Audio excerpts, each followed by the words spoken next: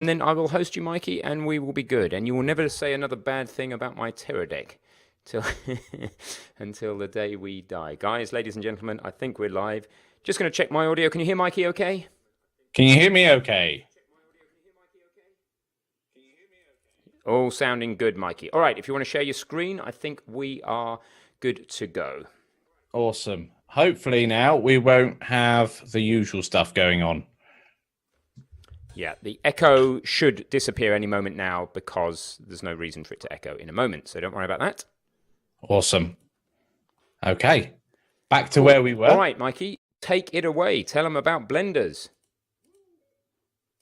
After I've ribbed Ben, and I'll never live it down anymore. Okay. And all that lot. Right, so where were we? We were talking about where to get Blender 2.8 from in the first place. Blender 2.8 is hidden away. So if we go to the downloads thing, you may think it's under other versions or something along those lines. It's not. It's hidden elsewhere. If we scroll down, we've got this little rocket. We can click on that, or the latest experimental builds. You can click on that. And then there's lots of options to pick from. And obviously, depending on what operating system running, you can pick whichever one. I am going to download a brand new one right now. Nothing can go wrong with that. And the reason for that is they come out daily. We can see here, this one was actually released the 12th, so today, at whatever time that was. I don't think it's, well, it's early in the morning somewhere in the world. So I'm going to go ahead and grab that. It's only a couple of megs, about 100 megs or so. It comes in a zip file, and if you're running a Windows computer, it might actually decide to warn you of viruses and things like that because it's an unknown executable.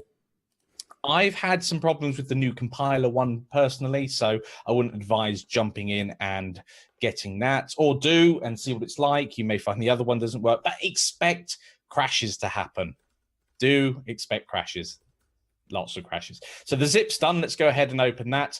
I'm just going to drag this to my documents folder, and it might overwrite. Nope, it's a brand new one from the one I was working on earlier. No, it's not. It is actually the same one I was working on earlier. So we don't have to listen or watch that stream in. Mikey, just make sure you're on your Rode microphone, by the way. I'm pretty sure I'm on the road.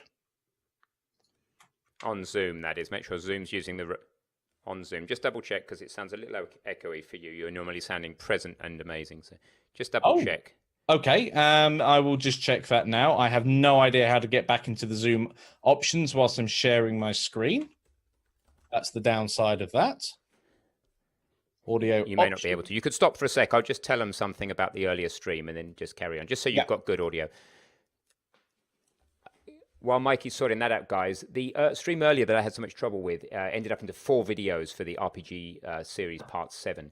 So I'm going to edit those 4 together. I've got the perfect raw footage that was captured on my SD card. I'll edit those all together, take out all the discussions about streams not working, and re-premiere that onto Twitch sometime in the next couple of days before our next RPG stream. So if it was annoying before, you can rewatch it.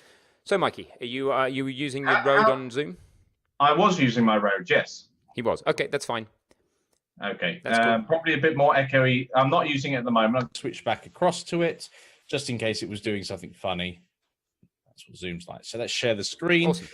So I'm going to jump in and open up Blender 2.8.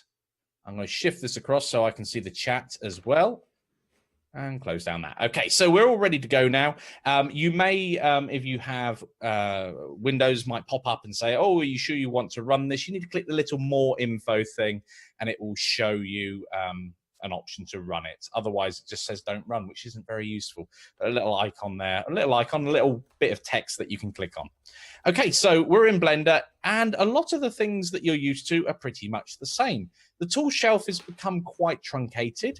The properties panel that would be along the left here, most of the hotkeys still do exactly what you'd think they would do, and some things are broken and not working at the moment. So, you know, you do have to just be careful when you go through Blender. Sometimes things will have changed.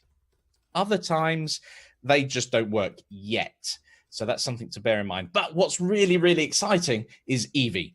Now, Eevee, we can switch across to it. I'm going to use the shortcut key Shift and Z to switch in and out of it. But you can also do it at the very top, the header bar, header bars now at the top. You can put it at the bottom again if you want, but I'm going to leave where it is in default. There's a little option here so we can go into different shading modes at the very top. And we know we're in Eevee because if I open up this is all set up, of course, to be full screen. If we go to our usual render tab, that's where they've now placed the option for your render engine. And we've got Eevee Workbench, which is more along the lines of a clay modeling interface. And then we've got Cycles, good old Cycles. But today I want to focus on Eevee, so we shall focus on Eevee. Now, we've not got much going on that's exciting in our scene at the moment, so let's go ahead and make it exciting.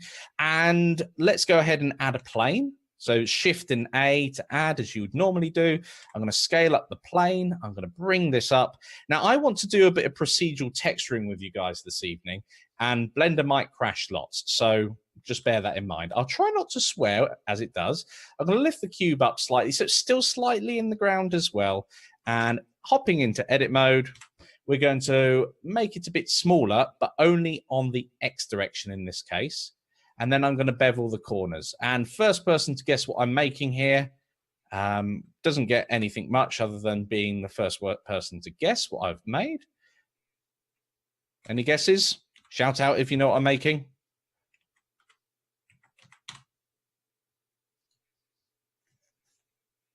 No? No one guessing? It's going to be a tombstone. And we're going to put, yes! Woohoo! Oh, you know what? I forget that you guys have a bit of a delay. I must remember that. It could have been a door. It could have been a door indeed. Crash swearing. Yes, I think I've already sworn myself out with Blender crashing a lot earlier when I was playing with it. So we have a tombstone here. Well done for guessing that.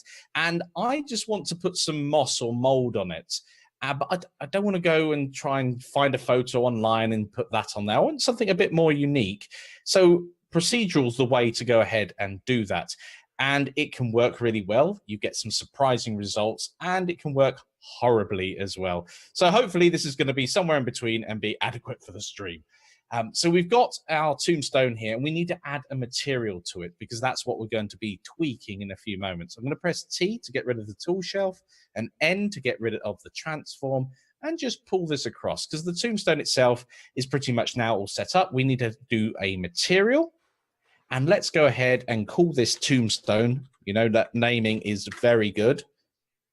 And then once we've got tombstone on here, we can open it up slightly. Oh, I've moved this one across.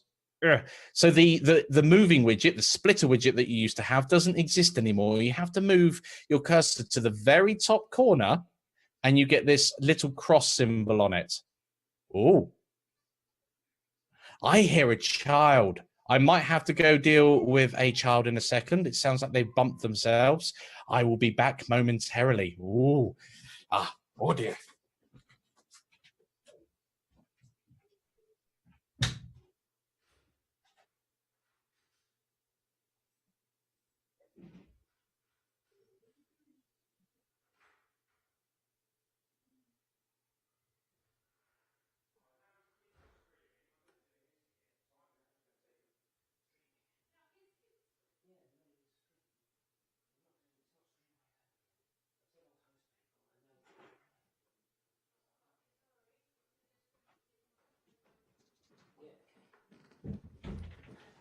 Okay, I noticed that Mikey was in trouble. I was just about to jump in the pool, but as he has had child issues, there we go. There was a question in the stream, in the chat about this, having the chat there, Mikey. Are you able to make it any less wide than that on the screen? I can do, yes. Just a little bit. I mean, I get that people are saying that, you know what we'll move to, guys? We will move to our faces not taking up the whole right-hand side. Something like that, yeah, maybe a tiny bit wider than that. Of course, as a viewer on Twitch, your option is, of course, to just full screen. I guess you can't full screen it because then you can't interact in the chat. I see your frustration.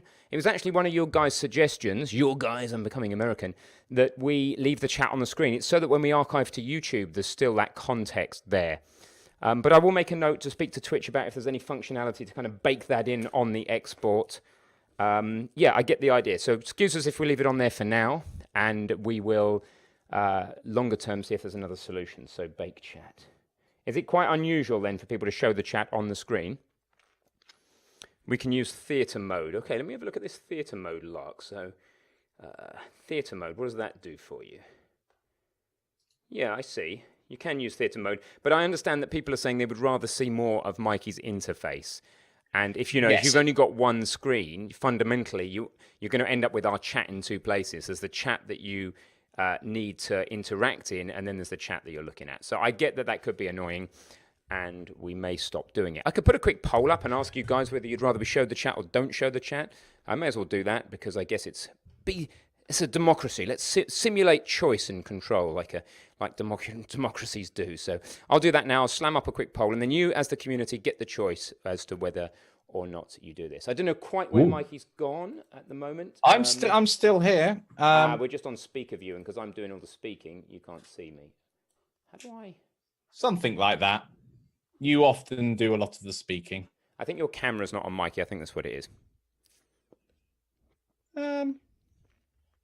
Yeah, probably. Who knows? Zoom does some very weird things. So if you just slam your camera back on, I'll stick up a poll. Yeah, do carry on showing them. So we've got a headstone here by the looks of it. Yes, we've got a headstone so far, and we were about to talk about the splitter widget when I heard a small child. I don't know what's happened to my video. You know what? Let's remove the video from the side so they get more interface, and Zoom's just being funny. It won't.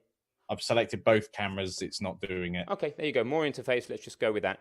Okay, brilliant. So, splitter widgets. Those are really annoying things when you first get into Blender and you end up making about 1 billion windows for yourself. There's no hashing at the top anymore. So you kind of move your cursor to the very top corner of any of your windows and it turns to this little cross, and then you can use it to either split the window or join them back up again if you want to. Now, I'm going to have to make another one, so I get myself a shader editor. So they've changed the name of the name of the node editor to the shader editor. So we can switch that over there.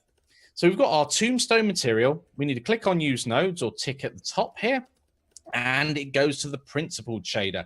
Now, before I do anything else, because we're in rendered mode, so we're constantly rendering, I'm going to save my stuff and let's call it tombstone. There we go. And now, hopefully, it won't crash too much as we go through. But if it does, it does. There we go. So at the moment, we've got this tombstone here. It's not really got anything going for it. We can go ahead and just set a different color to make sure it's working. Hey! Woohoo! It crashed straight away. That's a great way of starting. But there we go. That's why you save and save often. If anything else, you know, Blender 2.8 is going to teach you to use that save key more often. But Tombstone is there. This is why we make sure we save our work before we change any settings. So we basically want ourselves to have material here. Can you guys see this clearly? Would you want me to zoom in a bit more like this and whiz around like that? Does that make more sense to you than me trying to work at a bit of a higher level? Because I can see it, but I'm not sure if you guys can. Okay. I am going to zoom in because it makes it a lot easier. Base color, I'm going to use that. I've got Node Wrangler turned on, which is a very useful materials setup add-on. And now the user preferences are under the edit menu. User preferences, add-ons, and Node Wrangler. It is turned on, and earlier on it was not working too well. So we will fake it being used by plugging things into the base color as we start with our procedural textures. So I'll go ahead and first of all add a texture with Shift and A. And what sort of texture are we looking for? Well, I'm going to use the search functionality. I'm going to use a Voronoi texture. And I'm just going to plug the color straight into base color. And hopefully we'll get something appearing on the screen. Now we've got a material coming down here. We've not got anything updating on the screen just here at the moment. But if we come in and out of rendered mode, we can see that it does appear. So there we go. So we're back up with it on there. Now, this is just going to be where the moss is, let's say, going to be. We're going to mix it up with a noise texture probably to control the color and the moss shape and size itself. So let's go ahead and add in that noise texture as well. And we'll just play with these and bring them together. And when we do bring them together, there's going to be two primary colors on our tombstone itself. So we're going to have the tombstone sort of gray. Let's go for a gray tombstone, sort of an old sort of concrete, cast concrete one. And the moss will be green. But to make sure that we know what's going on, we may use some really bright colors to initially so we can see what is going on. So I'm going to add in an RGB, so red, green, blue. So we've got one color, and I'm going to duplicate that with Shift and D. So we're going to have bright green moss and white, white-ish gray. Let's make it a darker gray, a gray tombstone color. So let's just make sure if we switch between these, they work. Excellent. And we need to mix these two together. So we're going to have a mix RGB. So let's have a look. Mix RGB. There we go. We've got it in there. Now, when you're playing around with the node setup themselves, this can get very convoluted very quickly if you're not careful. And what I would tend to do is actually group these together as we go and name those groups. I'm not going to do it at the moment because when I was doing that earlier, it crashed every single time. So I'm not going to tempt fate with that, but I am going to save because we're changing things again. And I'm going to plug these two colors in. Now it's mixing these two colors by a factor of 50-50 on both sides. Now, 50-50, that ain't going to cut it for moss, is it? Well, it kind of looks moss-like at the moment. But what we really need is to control where the moss is and where it isn't. And that's where we can plug one of these textures in to the factor to control it. So if we just plug, let's say, the color into there, that's kind of showing up. You can see here where it's kind of green and where it's not green. And the problem here is it's not differentiated enough. If we have a look back and plug this color output of the Voronoi texture back into the base color, we can see here that it's kind of in between white and black, obviously, but it's mainly gray. We need areas where it is and it isn't. And other things, look at this around the top edge here. That is horrible. It looks fine on this side and that side, but the top looks horrible. So we better control where these textures actually come from. And I'm not going to UV unwrap such a simple object. We can probably get Blender to generate the coordinates. So I'm going to add in a texture coordinate node. There we go. And with a texture coordinate node, there's loads and loads of options. I'm going to try popping in generated. Let's try object instead. There we go. Object works much better. We can see here the textures even follow around the top of the corner. That's great because if that's an area that will have moss on it, then it will actually have moss on it and it will follow around the corner. If we have generated, which is the standard Blender starts off with, we end up with it not really following around the corner. We get this discontinuity of texture around edges. So I'm going to use object, especially for such a simple object. And I'm going to plug that into the noise texture as well. Just going to have a quick look at the questions. If you've got a question, remember to either prefix it with QSTN or a big question mark like that. If you go to the emotes, you've got the big question mark that you can use as well if you want to. Now I'm not going to be able to get rid of search emotes, am I? Yay, Twitch. Why am I locked out of these? Oh, I don't know. Let's shut that back down again. Perfect. So any questions that I've missed so far? Do you plan on using these sessions to create actual assets in some of the other courses? General question like that, yes. These sessions are to practice and go through techniques with you guys, see how programs work out, make sure that what we're doing makes sense to you. Are you excited by it? It's always good to know that you guys are excited by the content we're doing. You're like, yes, I'd like more of that specific thing. It'd be great to know about.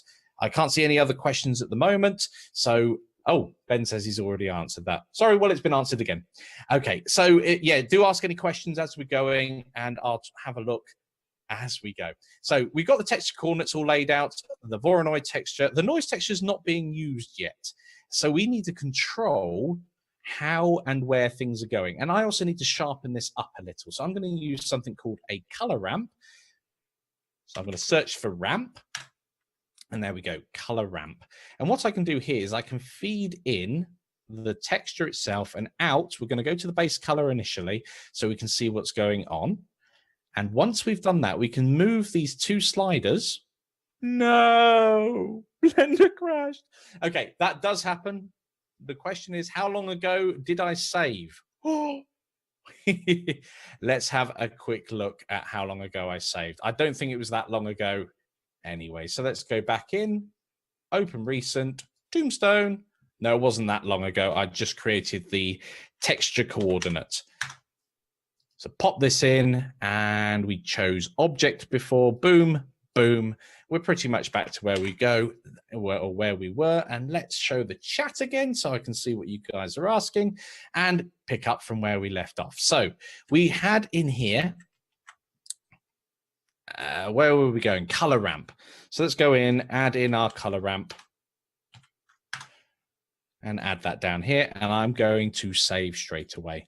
I'm also just going to switch over. One of the things I was practicing earlier was switching between Eevee and cycles, because you may want to have a realistic rendered scene as well as one that you might want to work in a more game environment. And one thing I did notice with cycles, and you can switch between the two, is that, well, it tends to be a bit more stable. It's been around for a lot longer. So if, yes, Blender does have autosave, that's a great question. However, I do prefer to rely on the fact that I've just saved rather than some period in the last 2 minutes or so. I wouldn't want it to do that. So I've switched across to cycles for a moment, just for a bit of stability. And I'm going to scroll down on the properties panel itself and go to, where's performance? There it is. And switch to my GPU. So I'm not bottlenecking my CPU. Okay. So now what we should find when we go over to our rendered mode is that we can actually see it's a bit different now. And that is because we're using cycles to render with. And if I plug in the Voronoi texture down here like we were doing before, and then back into the color output, we can see the Voronoi's there. And what we can do now is we can adjust these sliders at the bottom, and we can see it changes where our texture is and how it looks. And this is just a matter of tweaking to get what you want. And if we flip these over, that's the same as inverting. So here we can say, well, I want everything that's white to say, i.e. 100% white. I want that to be where mold will exist and where it doesn't exist. So I might have that. So it's kind of blotchy. Don't know how that's going to look as we put the actual mold on itself, the noise texture. I should think that'd look pretty good. Okay, so we've got, this is going to be our control texture, where things are and where they are not. So we can plug the color output here into the factor. And I'm going to link this color output on the mix shader back in. And we can see that it's green and not green. So I'm going to flip these two round. Oh, that's because this is not plugged in. But I do want the circles to be green. So there we go. We got some circles that are green and they represent our mold. Looking good so far. Kinda. We can work on this a little better with the noise texture here. So the noise texture itself, we're going to have to blend that in, and we can blend it in with several different methods. And I'm not sure which one I'm going to pick right now, but let's go with something and see if we can work something out here. So the noise texture itself, well, let's plug that in to the color, the bottom color, which is the green, so we can see roughly what's going on. In fact, I'm going to use the factor to see what's going on our object. And I'm going to come out of edit mode so I can actually see the geometry itself. Okay, so that's a bit too big. I'm going to up the actual size of the noise to 50. There we go. That's looking a bit better. So we've got a noise texture here, but I again want to make it a bit more prominent. So I'm going to use another color ramp. I'm just going to go Shift and D to duplicate that, and then have it plugged in going around. So I'm going to come out of the factor down here and then back up from color into this base color. And then we can play around with the color ramp and let's say have more intense or less intense mold on our object. And of course, this doesn't stop us moving this other one and having it spread around just a little bit further. We can see here, I can spread it out and we can animate that. Let's do some animation at the end and actually animate this whole thing getting more and more mossy as it goes. That'd be pretty awesome. Okay, so we need to mix in a color coming out of here as well. So we need to mix these two things together. I'm going to give yourself, it's late here, okay? So I'm going to give you guys a quick quiz. What would you use to mix in this noise texture so that this color is right as it comes in here? So how do we mix these two things together? What would you use?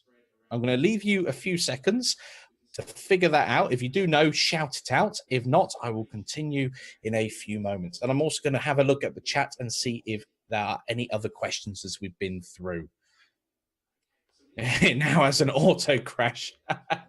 Yes. Oh, speaking of which, after playing around, I'm going to hit save. Remember that if you are playing, the great thing about Eevee and Cycles is you can switch between the two. And the two scenes look very, very similar, despite them being different. Epic, I believe, have helped them with the alpha. In fact, this still is the alpha, which is why it's a bit unstable at times. Yes, crashing environments, brilliant. Okay, so what we're going to do to join these two things together, and in fact, I'm going to move this one up and this one down, because we're talking about this color green. How are we going to mix it in with this color ramp here? Well, we can multiply these two things together. So we've got the color green plus where it is and where it isn't. If we multiply those things together, we get green where it is, fading out to where it isn't. So let's go and find that. So where would we find that? Probably under converter, if I remember correctly. So we could use a math node to join them together, or we could use some other, we could use the texture one to bring them together. Sorry, the color to bring them together. With mixing it, we can mix RGB. So we could have one coming in as color and the other one coming in as color. Now, why not the math node? Well, if we're using the math node, it might not assume it's color data to begin with. So there are reasons these things exist in the first place. Now, I don't want to just mix these two things together so it's kind of a gray green. What I want to do is multiply them together. And what multiplying together does is it takes a value of 1, it applies the entire color that you've got here. And if you've got a value of 0 where it is 0, then you'll get no mold at all. In fact, it will go all dark again. So I'm going to turn that down just a little bit and come back in and look. Now, this isn't great at the moment because it's got no texture to it. It's got no bumps and yeah, no bumps. That's what it's missing. And also the lighting's a bit rubbish in this environment at the moment. So let's go and add a bit more exciting lighting. So one of the other things with Blender is that your scene collections have changed. You may notice there are no layers anymore. There are collections, and the standard lamp is under that collection. I'm going to go down to the lamp properties and give a sun lamp. I prefer sun lamps than point lamps for this example because it gives us a nice intense light. I'm going to turn up the value to maybe 4. Let's go for 3. Just like a bright sunny day. Less morbid that way, I think. Let's go back to our object now that we've got some decent lighting in our scene. Now, I want this to have some bumps on it. Bumps are good. And to do that, we're going to have to plug something into the principled BSDF into the normal. If we end up creating a normal here, we can actually control this surface so it looks a bit more realistic. Good question here. I've just had a look. Pockets Nerd come in. Is creating this entirely through a material less optimized than using texture maps? Well, the great thing about doing it this way is you can make an infinite number of textures and bake them down to texture maps. It gives you a vast array of abilities to model in the way that you want to, especially if the texture that you want is not available. Maybe you're making an alien landscape. Maybe you just want procedural throughout.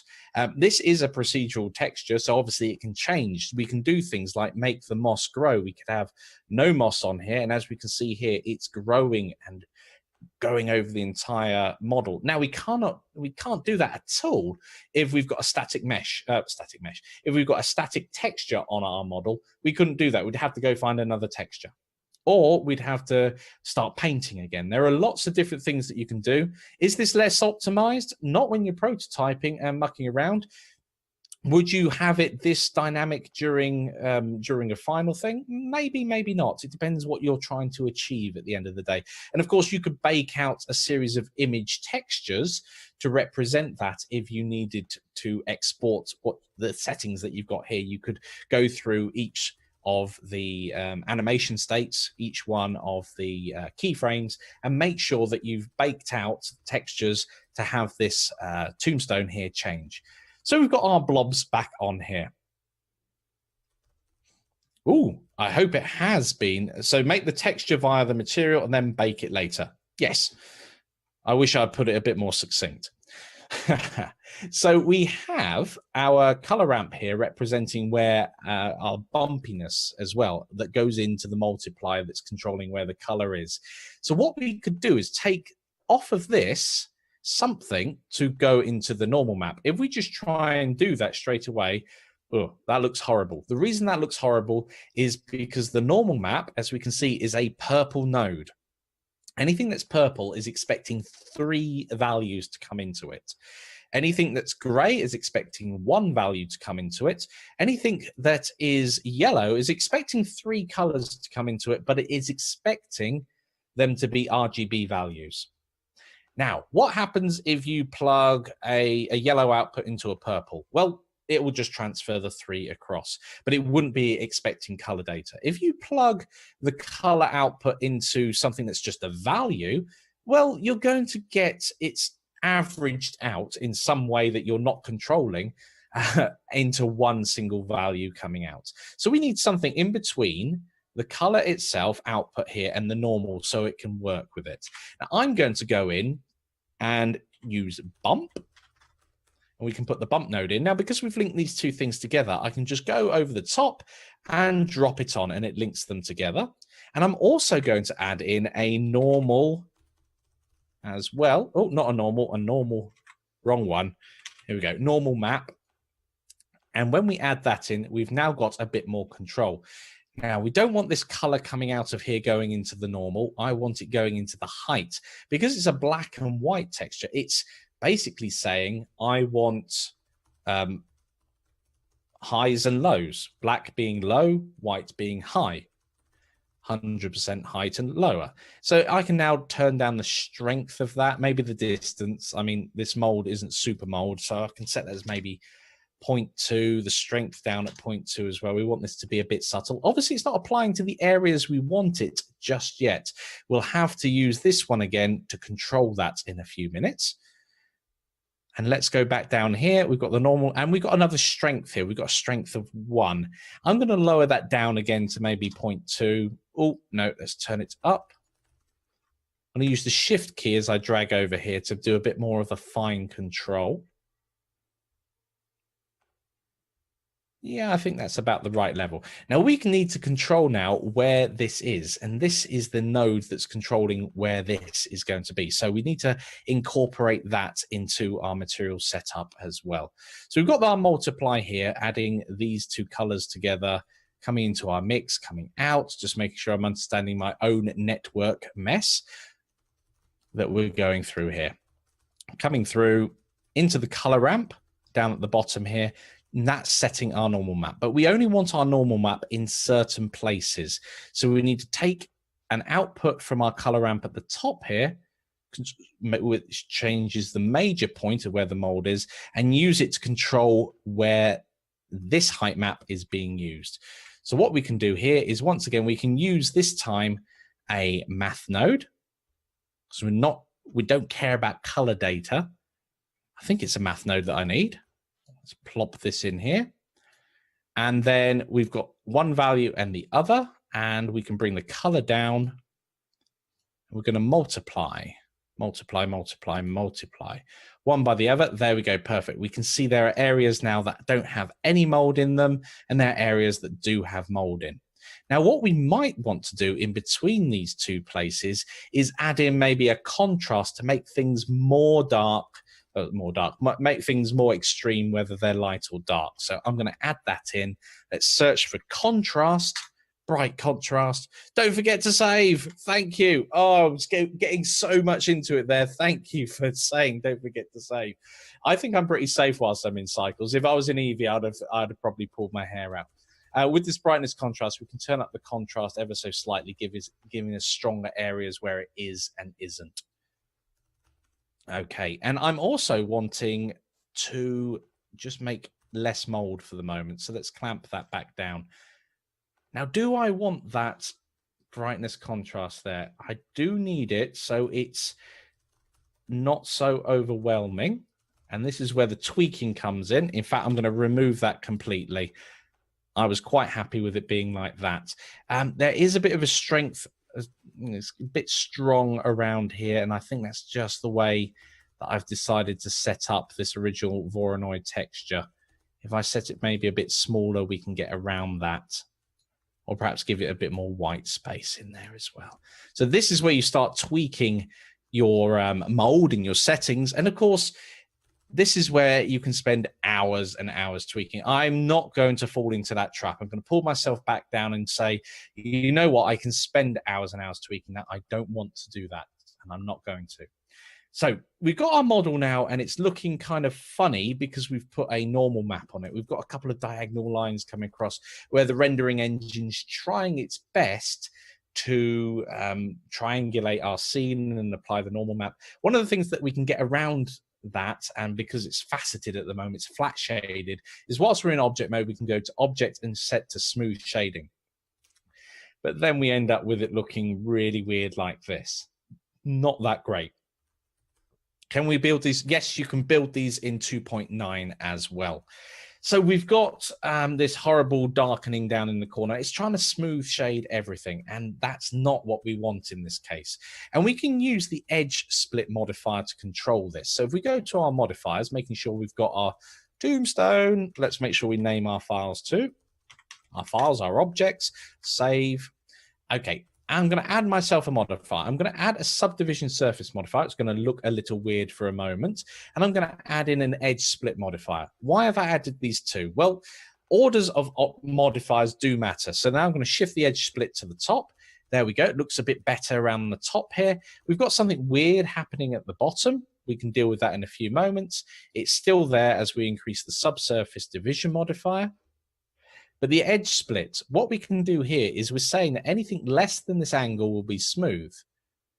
And anything greater than it will be, no, sorry, anything less than that angle will end up sharp. So if I go to 90 degrees, we end up with it being blocked out because this corner here is 90 degrees. The curve going round, that all of those facets were less, so that they remain nice and smooth. Now, this horrible effect that's happening around the bottom here, it's because of the edge split. So we end up with a bit of a conundrum here. How do we end up with it smooth, but not this bit down at the bottom?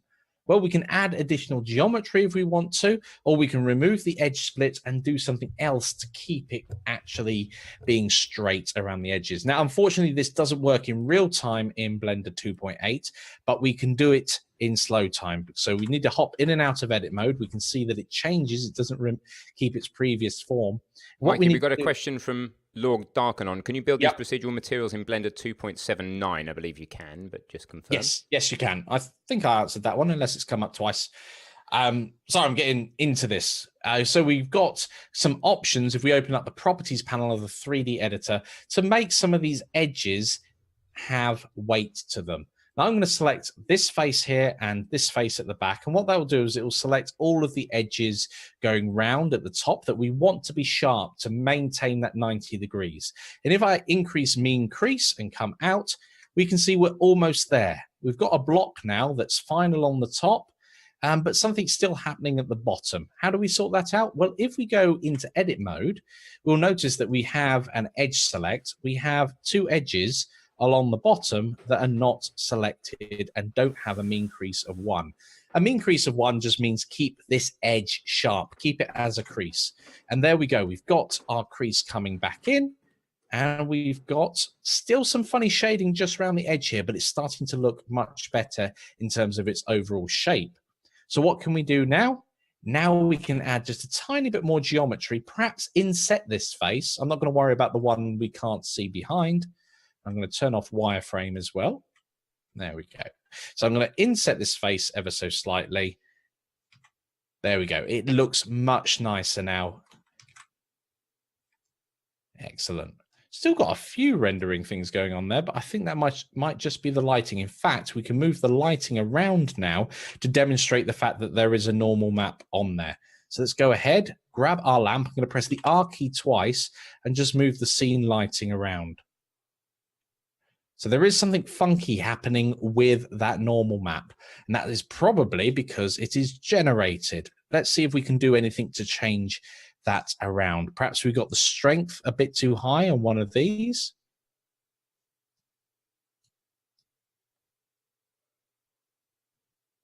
Yes, it does look like the strength's just too high. So we can decrease the strength on the tangent space normals there and then increase for the actual bump map itself and perhaps increase the distance. Again, these are things that you can tweak and hopefully get a result that you like as well. So we've got everything pretty much looking sweet there. I'm going to save and I'm going to hop over into Eevee. Now, Eevee, of course, is the new rendering engine that hopefully it won't crash the moment I switch across. Hopefully, because everything, oh no, where have all our materials gone? They've gone dark. Don't worry, it will load in any moment, he says. Ooh. So what we can do here, I believe, is unplug and plug back in. Okay, so something has made everything go dark. Ooh. Let's just play with a few of these values and see if it comes back in as we're moving around. Should is a great word to use. Should actually be showing us our materials at the moment, and it's not. Hey, you can't beat live streaming, can you? When things like this go wrong or don't work as you'd expect them to. Ooh. So what's stemming this not working? Let's go all the way back to the textures themselves. Okay, that seems to have reset things and then coming back. Lamp is selected. Could that be the reason? No, shouldn't be the reason why. If we turn it on and off, we can see the scene gets dark. It's the material here. I'm going to go into the materials and click on use nodes. It might be something as simple as that. No output node. Okay. If you just read the error messages, it lets us know. So the material output here we can see is actually set to cycles, not all. This is something that if you read the error messages, it does give you a clue as to what you might want. So I can switch this to Eevee or just for the moment, all. And he holds his breath very, very, very carefully. In fact, I'm going to switch it to Eevee and hope that this now sends us some materials our way. Oh, let's plug that back in. Still nothing showing at the moment. Got to love these. I'm going to turn off the normals for the moment. Okay, so that's brought back our texture in the right place, looking good. Now let's go in and add our normals. So something's going on here with the normals as we're coming through. It's making the entire thing black. Ooh, troubleshooting live. This is always fun. And of course, in the danger of making it crash as I'm tweaking things. You know what I'm going to do? I'm going to delete that bump map. Okay, that's interesting. And delete the normal map. Let's just add in a bump and see if we get anything interesting out of there. So out of this value, we're going to have height, Eve, V. Plug in the normal there. Aha. Okay, so we'll leave out the normal map for the moment. I'm going to turn down that strength so it's not quite as bad as it was before. The distance, it's not that huge. Let's set it to 0.2. Oh, let's set the distance even lower than that, perhaps 0.05, and then increase the strength. There we go. No! Where did I save it to? Let's just hope I had saved it. Let's whiz back in real quick. I think we were troubleshooting it not working in Eevee. I'm going to save before I tweak this again. We worked out that it was probably this normal map causing us the issue. Let's plug the normal back in. Yes. Okay, save. So this is the great thing. This could happen anytime with your current Blender. It can just crash, especially when you're tweaking materials. So we set this to 0.05 and we had a strength of, I don't know what I set it at, 0.5, maybe a little lower. Okay, so there we go. We've got our procedural texture on our object here. Let's animate it. Let's actually have this start as a clean tombstone and get progressively moldy. How would we go ahead and do that? Well, the great thing about Blender is most of these parameters in the materials setup are at, oh, I've opened it and can't see the chat. Let's just bring that back there. Most of the parameters within Blender, you can actually animate. You can key them in. And so the couple that I'm going to work with here is where things are. That's this color ramp here. And so we're going to be animating this position just here. And I'm going to play with that and make it almost nothing. In fact, there we go. That is pretty much nothing. I'm going to key that in with the I key. And the timeline down here is at 1. And by the end, by, I don't know, that would be 10 seconds or so, let's say we have it fully covered. And then we can key that in as well. Of course, we could do some strange effects as well by going to this white one and bringing that up slowly as well. So I'm going to key in the white one as well at frame 0 or frame 1. That is important. If you don't key something in, it doesn't know where to start. And, oh, one of my tiles just fell off the wall. Been busy trying to fix those. So we've got as we can see there, it's going to get moldier and moldier over time. But I also want to animate this other one as well. So let's bring that up. Let's say around 160. We can move the position of this one. We're going to start moving it. So I'm going to key it in at 0 there. So it remains at 0 all this time. And then by the end, I'm going to bring it up. So the whole thing is mossy.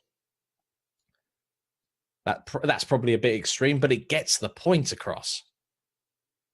Let's press play and see what happens.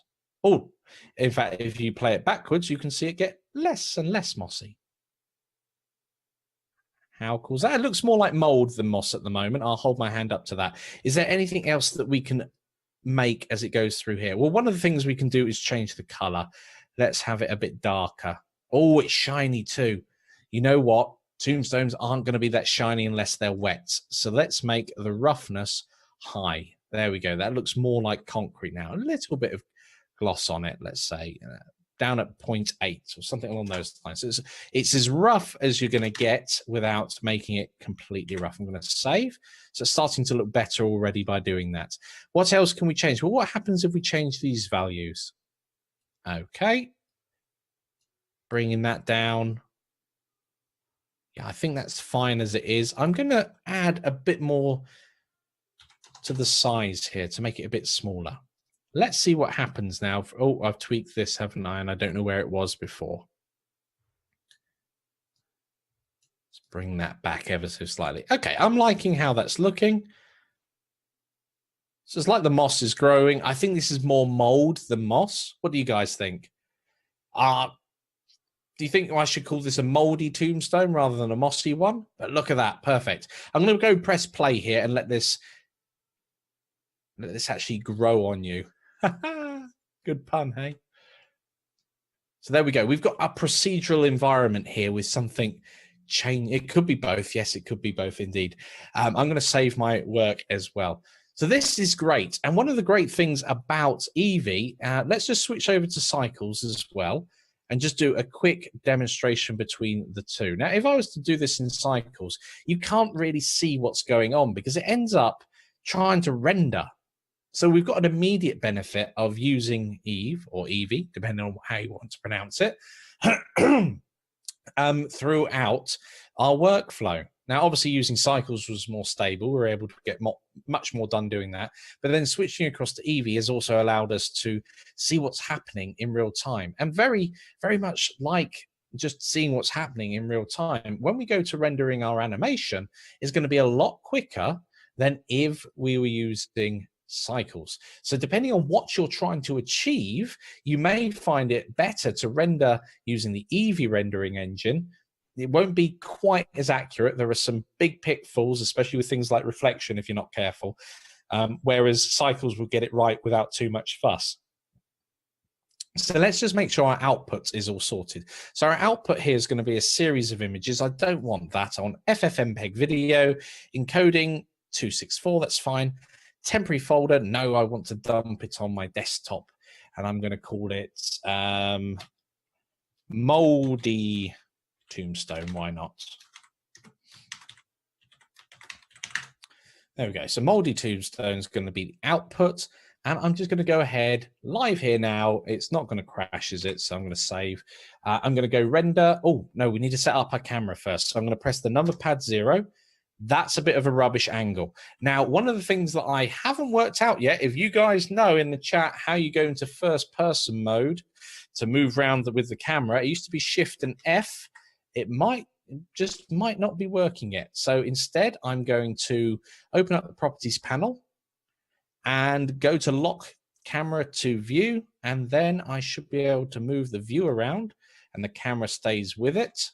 Not the best way of working, but there we go. Now, should I do so? Oh, we can see here the shadow doesn't look quite right. So, but anyway, details. We're focused on our tombstone. I'm going to go render animation, and we can see here it's going to go through relatively quickly compared to what cycles would be to actually make that rendered animation. And the great thing that Blender does do is it puts this rendering in a window. So you can just shove it out the way and carry on working for a bit. If you wanted to. I wouldn't personally do that. It would cause it to break if you weren't weren't careful.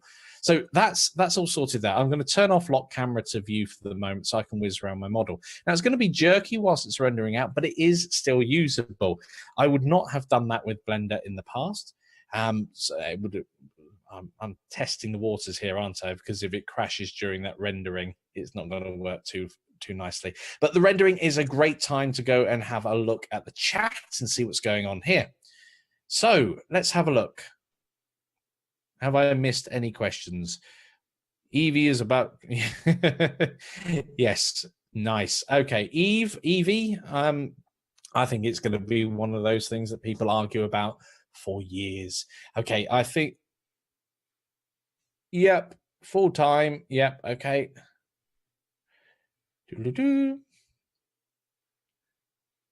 Let's just see. Remember, if you question. Great. Thank you for prefixing it. Is GameFox. Are the crashes due to the alpha version of Blender, or does 2.7 behave this way when developing materials? A bit of both, to be quite honest. I've seen, well, I've had issues when, especially doing procedural things like this, where you're constantly looking at the rendered output to see what things look like. Blender does or can crash, just like any program can. Does Blender crash more than other ones? I don't think so, to be quite honest. I've seen Blender be stable for days and days and days, and there was an issue in 2.79 recently, or 2.78. I can't remember which one, but there was the color ramp, or one of the nodes would consistently crash Blender, and yeah, I just didn't use it. I used an alternative for a while. But you kind of learn which things crash Blender when you're using it lots.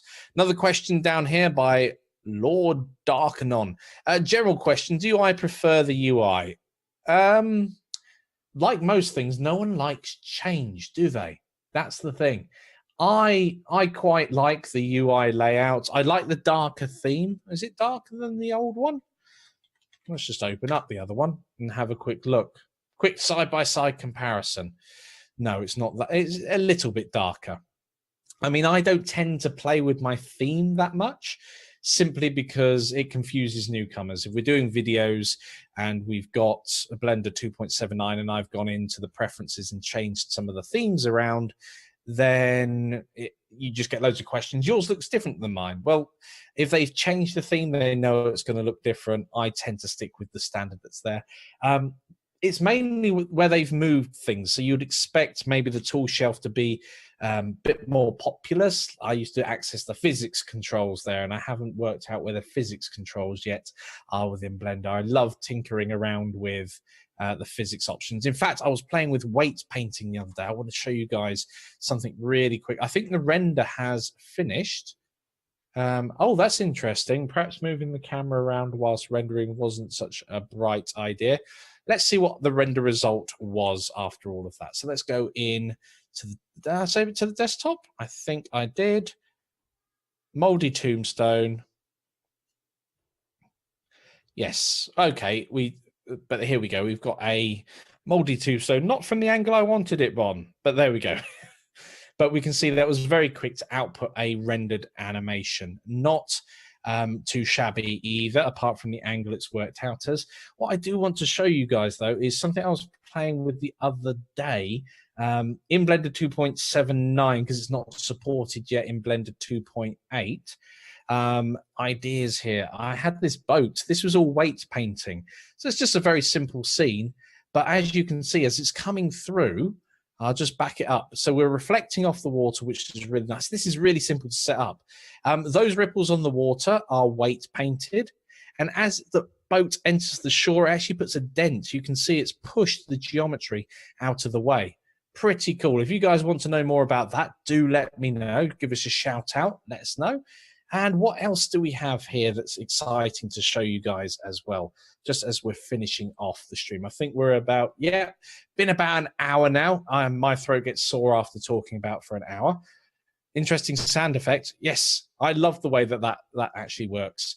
One thing to warn you about. I should have warned you really at the beginning of the stream, but I was faffing around with audio instead. If you want to open up one of your existing files in Blender 2.8, just to see what it's like, see how it's working, open a copy of that file so you don't risk opening something and saving it. If you go ahead and save your file in 2.8, you will not be able to open it again in 2.79. And that may break your project. So use 2.8. Yes, someone's in Denty McDentface. That is the name of the boat, after Boaty McBoatface. So that's what we've just seen here. This is Denty McDentface. There he goes. Boop. And so the other one I really wanted to show you quickly, there was the grave. This is one I was playing with. Will this open up? No, that's not going to work in there. Okay, where is the one I was playing with earlier on in the day? Was it this one here? No. Where's fog? Here we go, bridge in fog. This is something you may have caught on the beginning of the stream if you saw it earlier. This scene here, this is done in Blender 2.78 in Eevee. It's just a really, really simple scene. If it's not going to open up again. It's tried to open up something that doesn't exist, so I need to go into Blender 2.8 to open that up. So let's go open recent. Well, there's the grave that I was working on previously. Oh, this is a very similar thing as we were working on earlier. So if I go into Eevee rendered mode here, we can see again the mold growing, coming on as we're going. So that was just a test project for earlier on, making sure it wasn't going to crash too much. Bridge in fog. I love this scene. So simple to set up. Something that I'm going to be showing you guys really early, hopefully in the environments course that we're just putting together at the moment. This is awesome. Now we've got a scene here. You can see it's nothing particularly special, but when we put it like this, we've got a little boat here that we can move in and out if we wanted to reposition it. We've got a sun lamp up there emulating the moon. Some reason when you first open up Blender 2.8, probably because it's still in beta, or rather alpha, for some reason does not like the fact that my water, just here, I think this is my water, is not using the wave texture. So if I go in and just change the scale to 1.1, brilliant, we get our wave texture back. So sometimes you have to hop into the materials themselves and just tweak something to get it working as you'd expect to get. And you can see on the surface of the water now, we actually have some ripples on there that weren't there before. But this is a great example of how a real-time rendering engine makes all the difference. This works, by the way, if we flip it straight away into Blender's Cycles engine. Let's go to here, Cycles. It will work straight away, but look at that. It's just a series of noise at the moment. That's going to take quite a while before we can even work out what it is. I don't even know that there's a boat in the water at the moment. I am using CPU. If I use GPU, it might be a bit quicker. There we go. So it is a bit quicker with the GPU, as you'd expect. But that's not as clear, and that's going to take much, much longer to render out than it has done if we just switch quickly back to Eevee. Sweet, hey, how quickly you can actually set things up. And I've gotten rid of the Twitch chat. Bring you guys back. Boom. So let's just see. No audio, brilliant. That's nice to hear. Hopefully, I can get my audio sorted out as well. So if Ben isn't about for whatever reason, that can work. Every once in a while. I think that sometimes the Zoom, what the system we're using to communicate at the moment and show you what's going on, I think that's just some noise cancelling or something else going on like that. Excellent. I'm glad we've solved the majority of our issues. We'll get there, guys. We'll get there. Now, for the final sort of 10 minutes, I'm going to be hanging around now. It is coming close to midnight in the UK. I don't know why I'm still full of energy despite that. Shall we talk about what's coming up on Tuesday as well, Ben? Are you still there, Ben? Or am I now on all by myself? In-game engine. That's a great question. About the same length of time if you needed to. Well, can you model your assets? That's the question. Can you model your assets in game engines? Often not. So that's the real benefit here. I was able to mock this up in real time using the EV engine, be able to move things about, obviously, once they're created. Now, if you exported all of these assets into a game engine, it's about the same time. So how fast would you get the results in a game engine? But the light and water, etc. Oh, interesting. Yes, because the water has a texture on it. The lights, certainly, you can mock those up. I mean, they are using EV, which is Eve, which is the Unreal back end, basically. But yeah, the effects on the water, you'd have to apply a texture to the water. And that's all that's being applied there. Now, it's a procedural texture, but you could obviously bake that down and apply it as well. I heard a scuffle. Does that mean Ben's back? Did he hear my calls? I hear a rumbling of a microphone.